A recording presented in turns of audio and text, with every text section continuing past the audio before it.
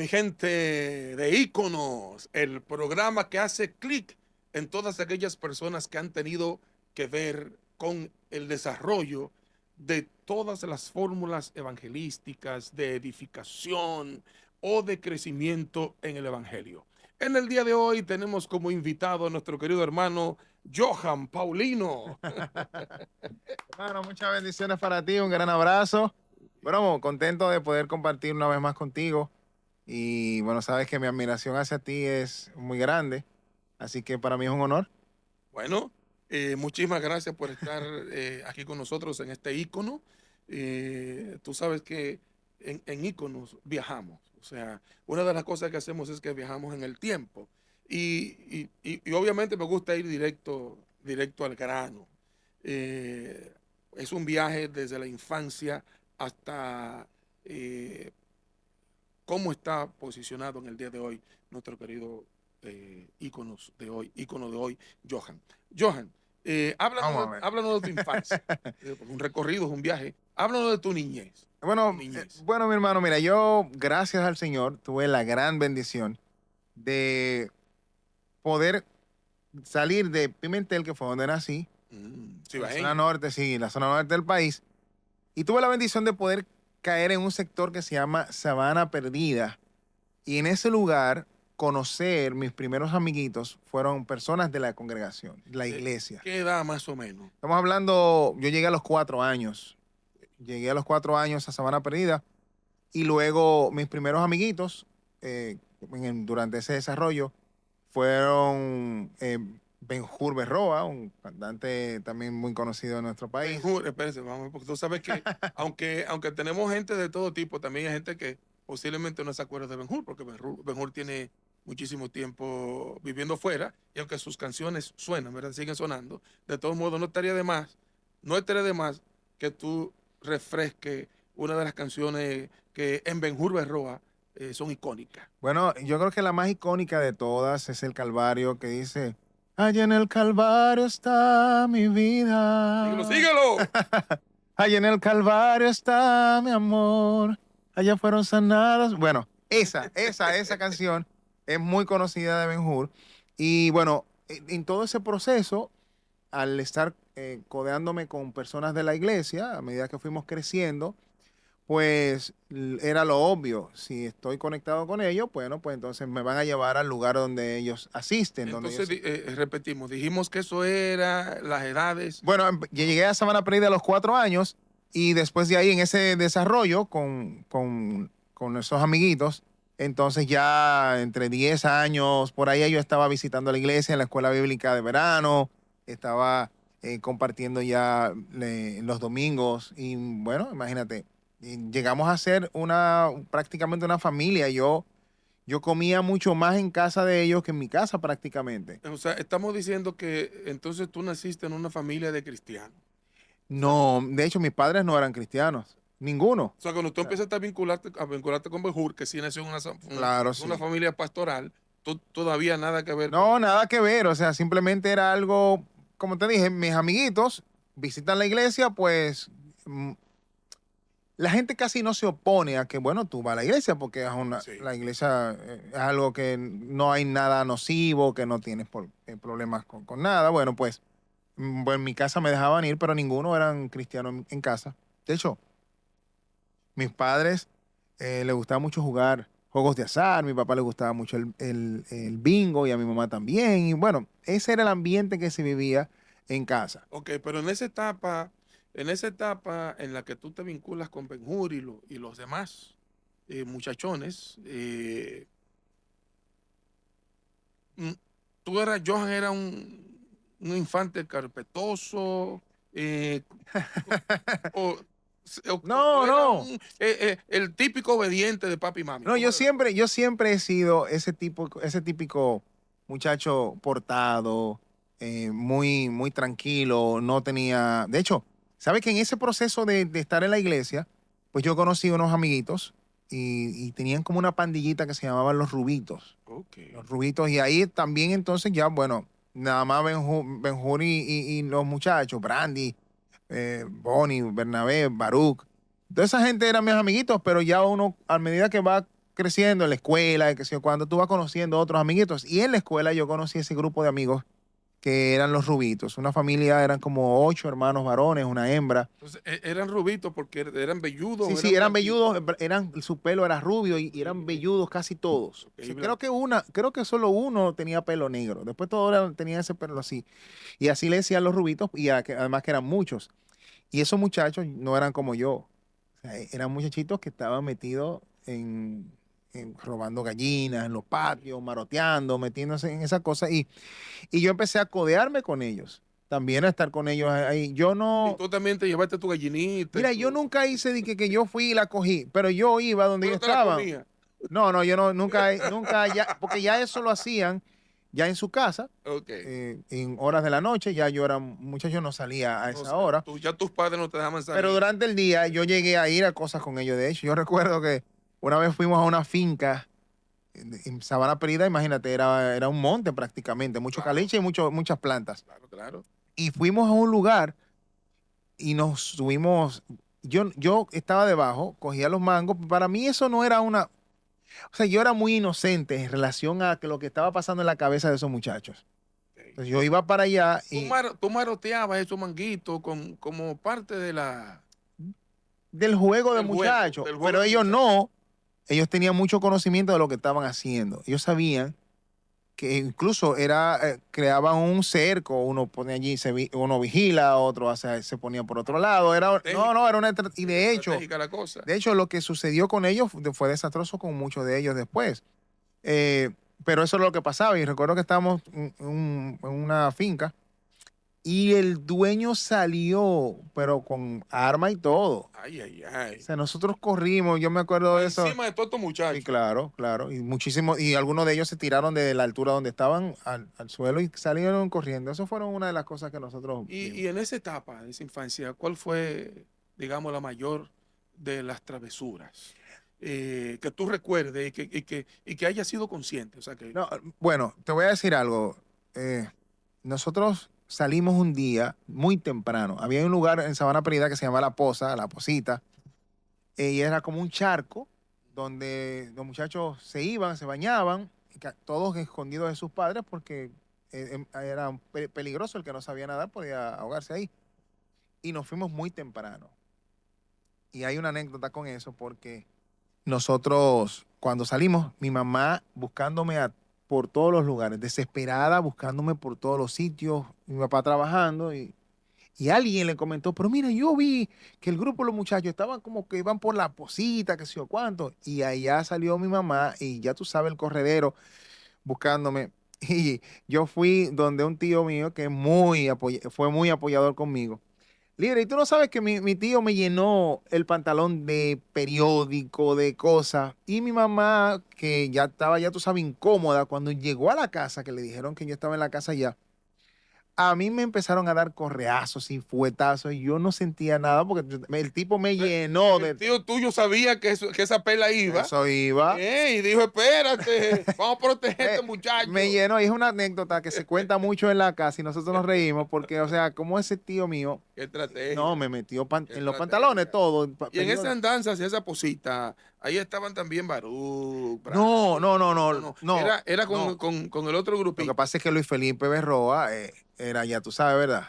Claro. No, No, sigue era siendo. macana, o sea, Eso es ahí. esos muchachos, yo recuerdo que cuando nosotros estábamos en la casa, cuando yo llegaba, cuando Luis Felipe llegaba, que estábamos jugando básquetbol, es que ese momento de que él hacía así, siempre hacía una U ese carro, porque era Ah, muy ancho, y cuando doblaba ahí, era como un imán al hierro. Cuando él doblaba ahí, los muchachos tenían que estar detrás del carro, inmediatamente. todo el mundo No, no, pegado no, ahí. para su casa, ahí no podían salir. En fila india. Claro, porque los dos trabajaban, Ana Berroa y Luis Felipe, y Benjur fue como era el mayor de los varones, Sí, porque Betty también trabajaba. sí.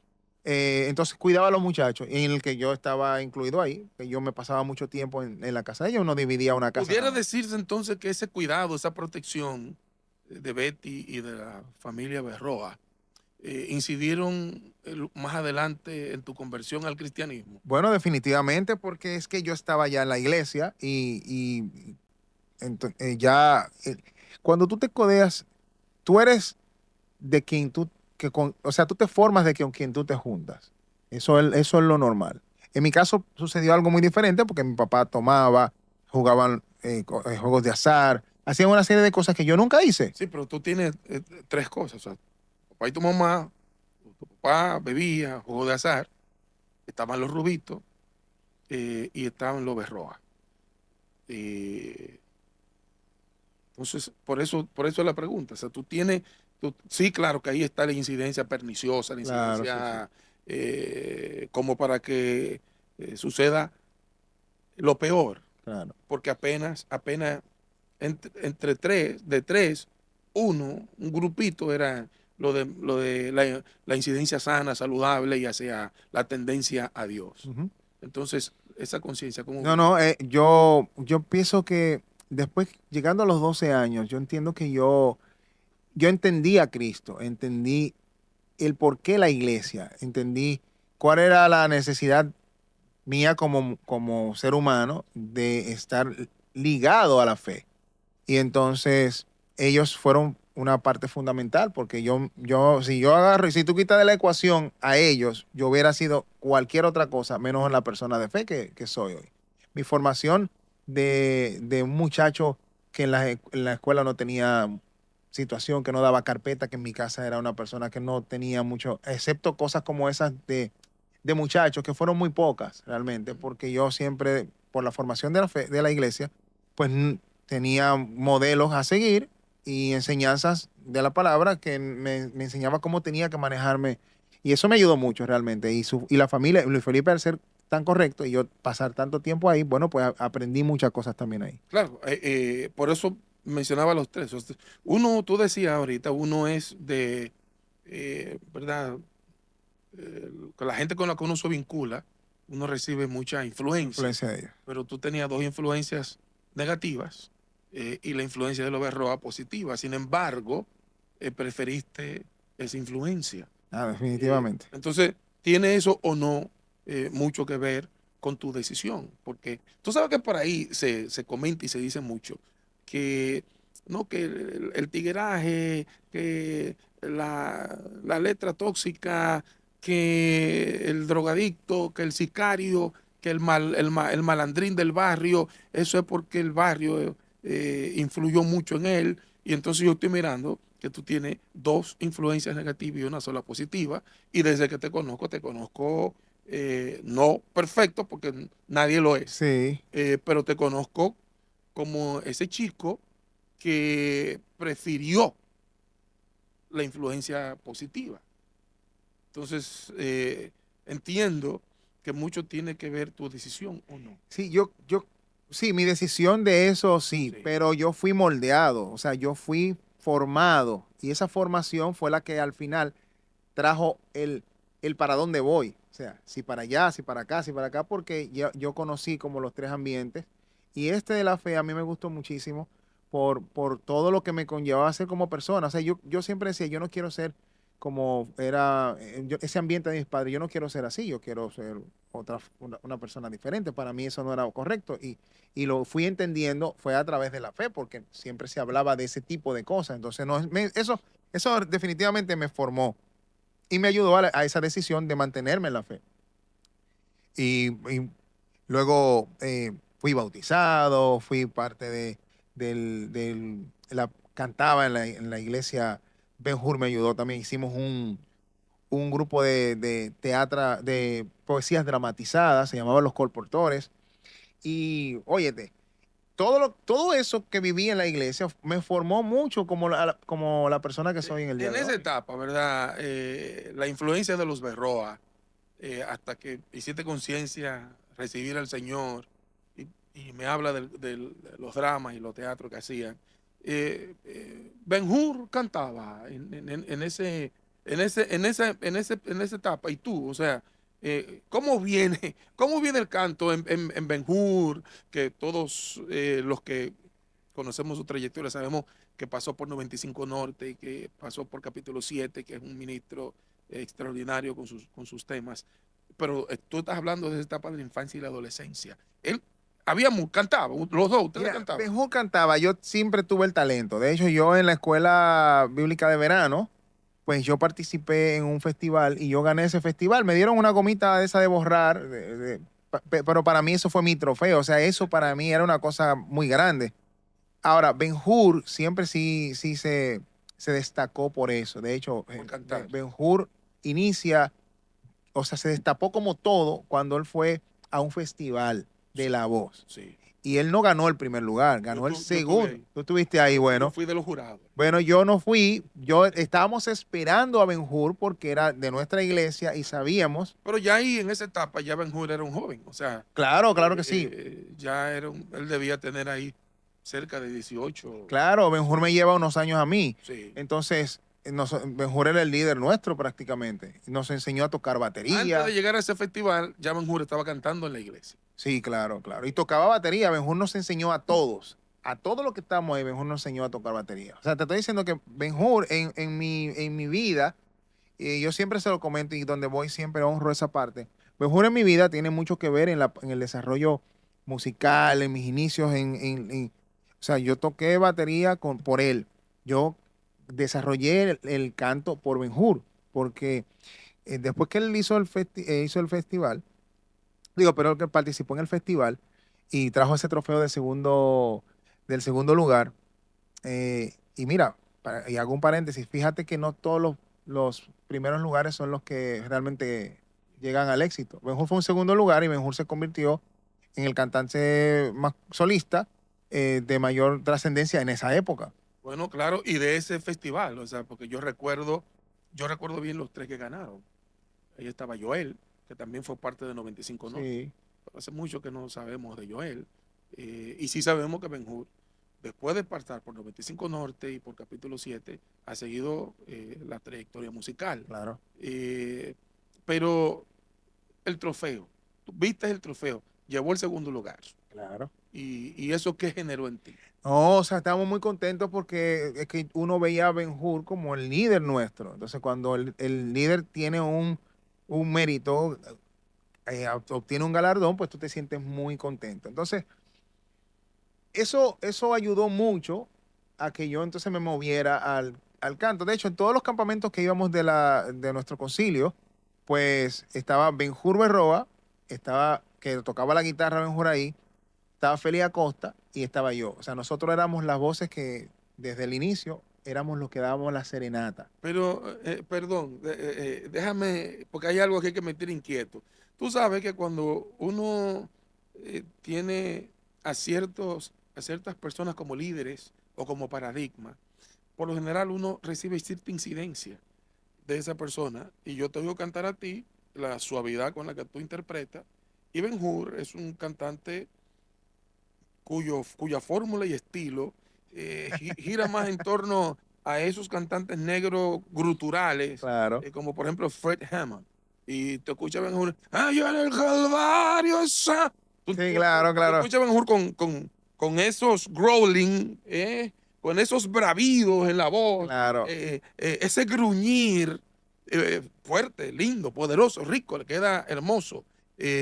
Pero cuando te escucho a ti, cuando escucho a Johan, bueno, que tuvo a Ben-Hur como líder, como guía, como paradigma, no le veo el parecido. Lo que pasa es que mi color de voz siempre fue más dulce. O sea, uno intentaba hacer lo que hacía Ben-Hur. Sí, Pero hay cosas que tú sabes que cuando tú, no, hay cosas que no son para ti, porque sí. mi color de voz es más suave, más digerible para la persona que quiere escuchar música.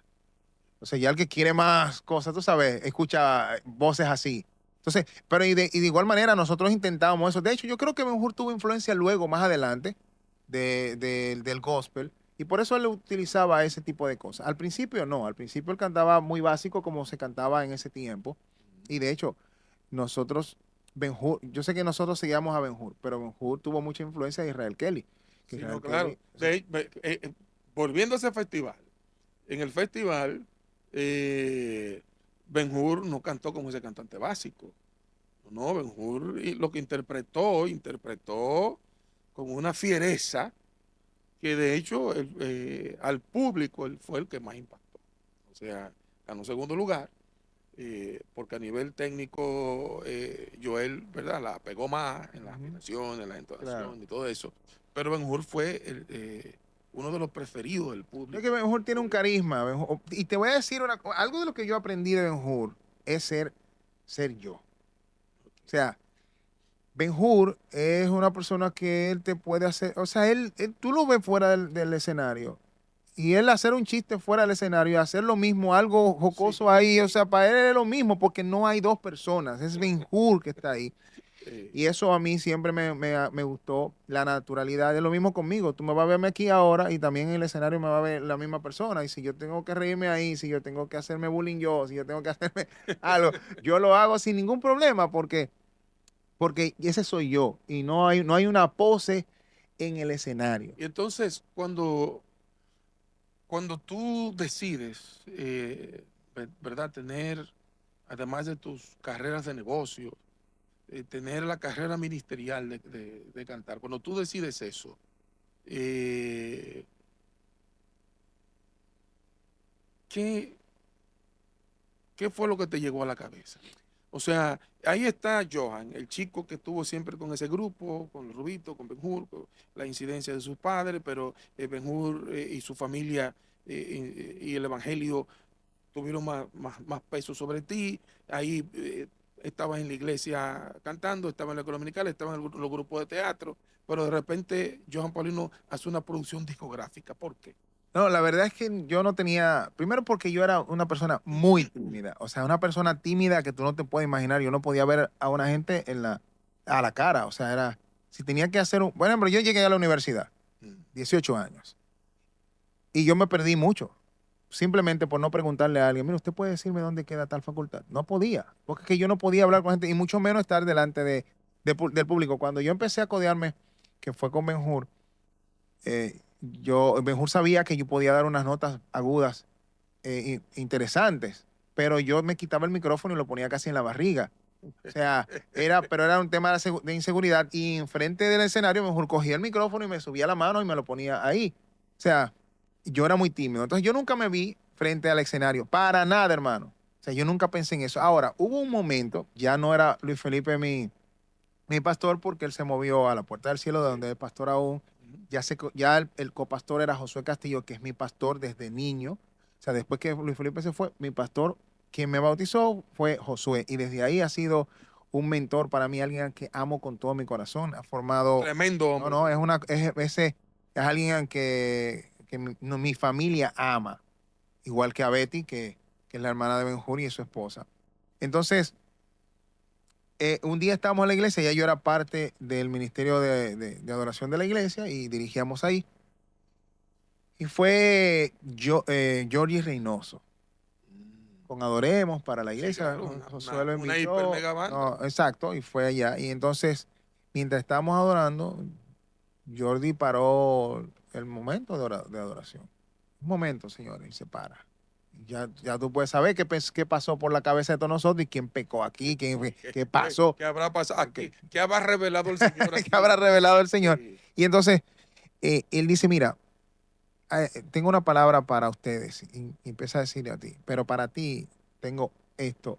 Y me empezó a decir cosas, hermano, que yo solamente sabía y las promesas que Dios me había dado a través de él. Y una era esa, que yo iba a grabar. Imagínate, yo sin dinero, sin nada, ¿qué voy a grabar yo? ¿Qué voy a pensar yo? Y como me dijo cosas que solo yo sabía, o sea, el Espíritu Santo compuso mi vida y yo empecé a llorar. Ese día ya yo no pude cantar más, solamente era llorando, me tuve que tirar al piso y eso pasó el día entero con esa sensación en mi vida.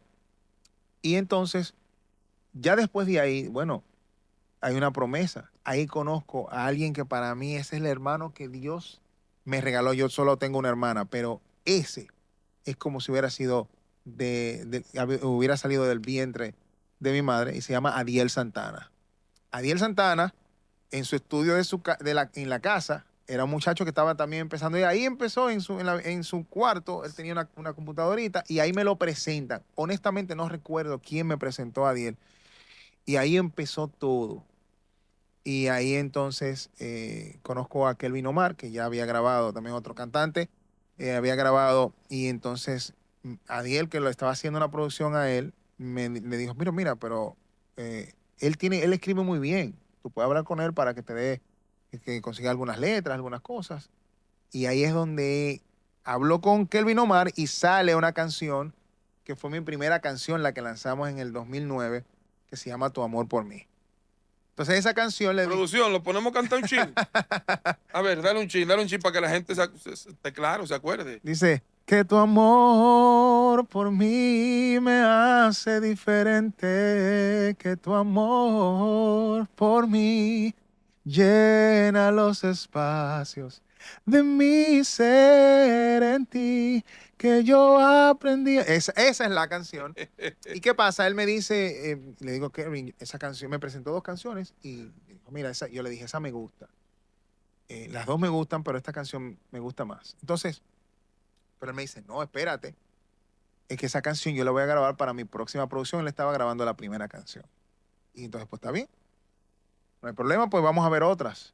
Entonces, después ya en la noche, tarde, ese mismo día, él me llama y me dice, Johan, mira, yo pensé que había pasado algo porque a esa hora, y entonces él me dice, Johan, óyete, no, Señor me dijo que tengo que entregarte esta canción a ti, que esa canción va a ser de bendición en tus labios. Gloria a Dios. Y líder, fue tal cual así. Así Así fue esa ha canción. sido Así ha todavía. sido todavía. Es una canción que salió en el 2009. Y es una canción que yo tengo que cantar donde voy. O sea, estamos hablando que ya esa canción tiene va para 16 años. Esa canción, y es una canción que la gente le gusta muchísimo. Y así sucedió. Ahí arrancamos con eso. Saludamos a Kelvin Omar, en donde quiera que se encuentre. Gran persona. Gran persona, gran amigo. Y a Adiel Santana, que es una chulería, No, y uno de los mejores productores que tenemos en el país. como lo describe. Lo saludamos, en donde quiera que se encuentre, productorazo del Señor, y a Kelvin Omar también. Eh, tus, hay quienes dicen que a veces tú das unos jaladitos. No, pero espérate, antes de avanzar, para verlo, para que tú entiendas el tema de cuando tú sabes Ok. agradecer Bien. y honrar. Jordi se fue, Ujú. pasó el tiempo. Logramos hacer nuestro primer disco. Sí. ¿Dónde tú crees que yo fui primero a llevar el disco? Donde Jordi. Wow. Yo fui el primer disco, no lo tenía ni siquiera mi Llevaste pastor. a Jorge Reynoso a su iglesia. No, ni siquiera fue a la iglesia. Él estaba en una actividad en el Lina. Y me dijeron que él estaba ahí. Y yo fui con mi primer disco entregado en la mano y yo fui donde él. Mire, esa es la promesa que usted me dijo tal día en nuestra iglesia con Josué, porque eran muy amigos. Y mírela aquí. Y yo quise traerle a usted porque usted fue el canal de bendición para eso. O sea, para mí fue una No, eso se llama honrar. Honrar de verdad. y definitivamente fue una bonita experiencia. Ok, bien. Cambiamos el switch. Los jalones. Hay quienes dicen que tú jalas un ching hacia René. No, pero René, mi papá, para mí el mejor cantante latino que yo conozco, eh, en su parte integral. O sea, René no solo tiene una voz impresionante, un dominio de técnica impresionante. René es una persona que digno de que tú lo sigas y que tú aprendas de él. O sea, es una persona sumamente sencilla, sumamente humilde. Es una persona que, o sea, a mí me ha marcado y yo se lo digo a él. Tú eres para mí una persona grandiosa, una persona a la que yo admiro y tú para mí eres lo más grande que yo conozco. ¿Cuáles canciones de René te llaman la atención? ¿Te han llamado la Por atención? ejemplo, No te rindas, no te rindas, aunque Cántalo, sientes que sin tu miedo. vida se te acaba, aunque digan que tu vida no hace nada. Eso. Y también ayúdame. ¿Cuál es? Ayúdame, yo sé, Señor, que si mi vida es por... Bueno, esa canción es sumamente, me impacta mucho de él. Y sí, claro, yo tengo influencias de René, pero influencias de René. O sea, es más, te voy a contar una anécdota. Para mí, yo iba a todos los eventos de René. A todo lo que parecía René, yo iba. Entonces, ¿qué pasa? Pero ya después ya que estoy en el ambiente musical, ya conozco a René y ya somos amigos. Para mí hablamos frecuentemente, yo he compartido con él en Puerto Rico en otros eventos, pero un día yo fui a su iglesia a cantar y definitivamente hay graves que yo tengo, que que son son René. jalao, No, no, jalao no. para acá. Por ejemplo, hay una canción que dice, eh, déjame ver el coro, a ver cuándo es que entra, que es una canción que se llama Dios está contigo que yo tengo. Eh, yo sé que has tenido momentos difíciles, y sé que has tenido tormenta, pero hoy te levantarás y tú cantarás. Eso es René. Sí, eso Eso, está. Sí, esos bajos, esos graves están allá. esos son René. Están metidos para allá. No, no, René, hay Y de muchas. las canciones tuyas, ¿con cuál es la que más tú te identificas? Oh, mira, la gente piensa que es con tu amor por mí, que piensa que ni siquiera Santo Espíritu. Hay una canción que se llama Tu Palabra que yo escribí. Que tu palabra me No, no, sustente. espérate, espérate. Ya sabemos que es esa. Y la entrevista está a punto de terminar. Guárdamela ahí. Pero vamos a dar un saltito porque no quisiera que terminemos sin, sin que me menciones esto. ¿Johan vive de la música, del canto o, o tiene otras No, cosas? no, no. Mira, yo siempre le pedí al Señor que no me permitiera vivir solo de la música, porque vi mucha gente en la música y vi cómo vivía después de tener algo así, después no tener nada. Y yo decía, yo quiero vivir de algo. Por eso estudié en la universidad, me gradué y siempre trabajé. Ahora, Dios me permitió la oportunidad de en el 2015 formar una empresa que se llama Printeo Room, que tiene que ver con letreros porque yo duré 20 años trabajando, de los 18 años yo estoy trabajando con letrería y con vallas y con estructuras metálicas. Y entonces empecé desde cero, vendieron la empresa en la que yo trabajaba y empecé desde cero, desde la sala de mi casa. Y desde siempre he trabajado aparte de lo que tenga que ver con la música, pero pero hay una razón fundamental que no comparten la mayoría de los que hacen música. Y era que yo decía, yo quisiera a lo mejor ir a lugares que no me van a dar una ofrenda, que no tienen recursos. Y a mí me gustaría ir a ese lugar y que el dinero no sea una En su sensación, nobleza. una sensación que sea un impedimento, porque Claro. oye, si yo voy, no voy ahí, O sea que sí, la falta de recursos económicos de un lugar X en el que tú sabes que debe ir a bendecir, claro, que eso no sea una limitante no, para tu trabajo. no sea una limitante. Eso, y yo lo vi. Eso lo pedí al Señor y gracias a Dios, Dios me ha permitido. Trabajo como un caballo. Eso es mucho trabajo. Y Eh, sigues y ministrando, sigo en la dando, administración. dando el todo por el De hecho, todo. vienen cosas nuevas por ahí. Hicimos te comento a ti, para que la gente lo sepa, grabamos de los 3 discos que tengo, grabamos temas que sonaron en una forma, ahora lo vamos a hacer hicimos un acústico, pero hay temas que la gente le gustó mucho, pero que no sonaron en la radio, porque simplemente la radio te ponía 2, 3 temas, pero no una producción completa.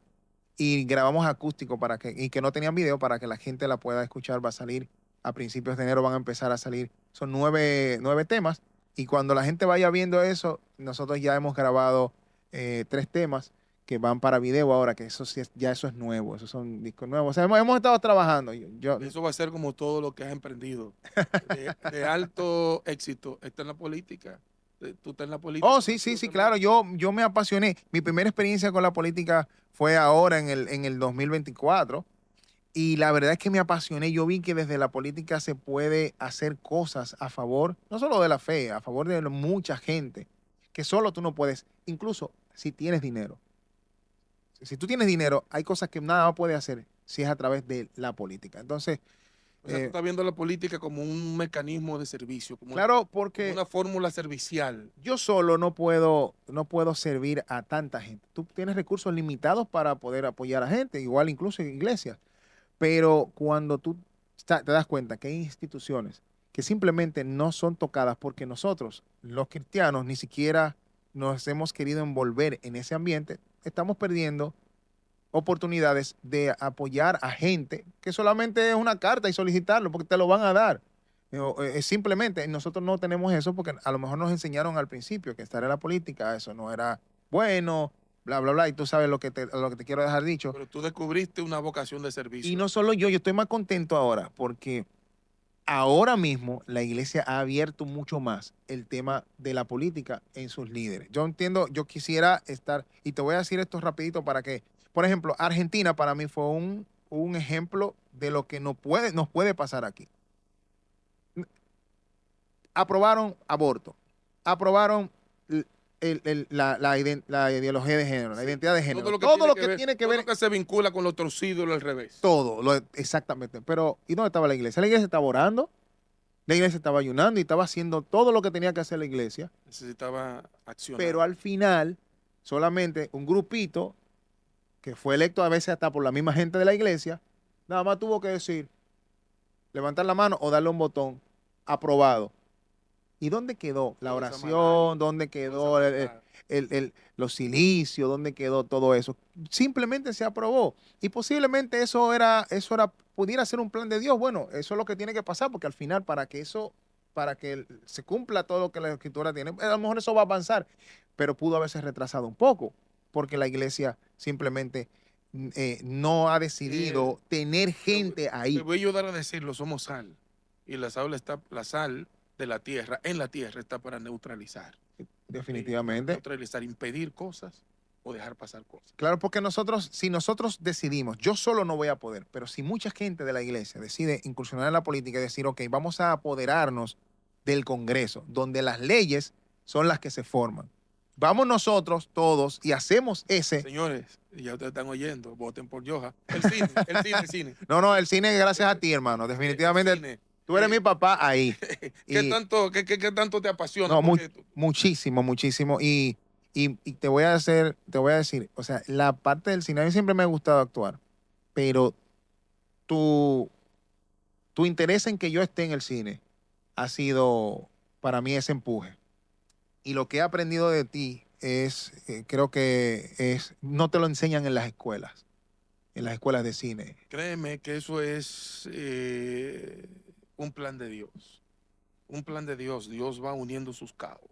Yo no creo que sea yo.